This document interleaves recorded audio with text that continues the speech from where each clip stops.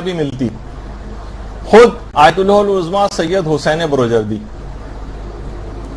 90 سال کی عمر میں 90s میں آیت اللہ بروجردی کا انتقال ہوا، اور اس قدر بینائی تیز تھی کہ انتقال کے وقت تک چشمہ لگانے کی کوئی ضرورت نہیں پیش آئی تھی.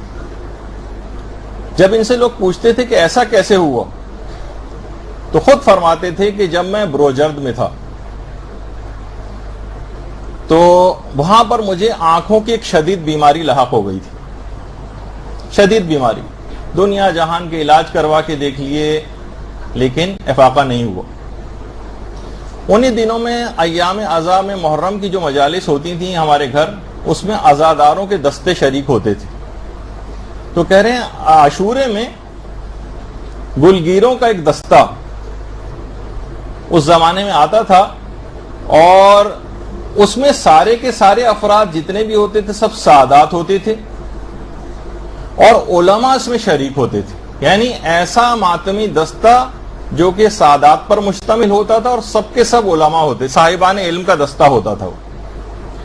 آج کل کچھ نظر ایسا آتا ہے کہ جو کچھ پڑھ لکھ جاتے ہیں وہ تھوڑا سا ان چیزوں سے دور ہو جاتے ہیں، اپنے آپ کو تھوڑا سا سوبر ظاہر کرنے لگتے ہیں، جبکہ پورا ایک ماتمی دستہ اہل علم افراد کا اور سادات کا وہ آتا تھا، اور اتنے جذباتی انداز سے ماتم کرتا تھا، اور اس قدر رو رو کے ماتم کرتا تھا کہ وہ سب کو بھی رلا دیتے تھے. کہہ رہے ہیں میں بھی اپنے گھر میں بیٹھا رو رہا تھا، اور وہ تمام افراد کھڑے ہو کر ماتم کر رہے تھے، تو میں بھی ان کے قدموں میں جا کر بیٹھ گیا. اچھا، وہ فرماتے ہیں کہ جو دستہ شریک ہوتا تھا یہ اپنے سر اور سینے کو خاک آلود کر کے ماتم کرتے تھے، تو ان کے جسموں پر بھی خاک لگی ہوتی تھی. میں ان کے قدموں کے پاس جا کر بیٹھ گیا اور ایک عزادار کے پیر پر جمی ہوئی گرد کو ہاتھ لگا کر اور اپنی آنکھوں پر مل لیا.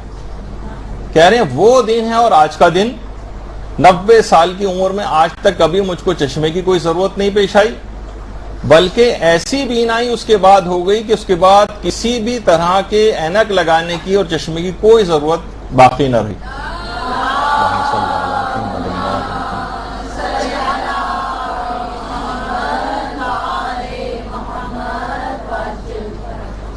تو ان تمام افراد سے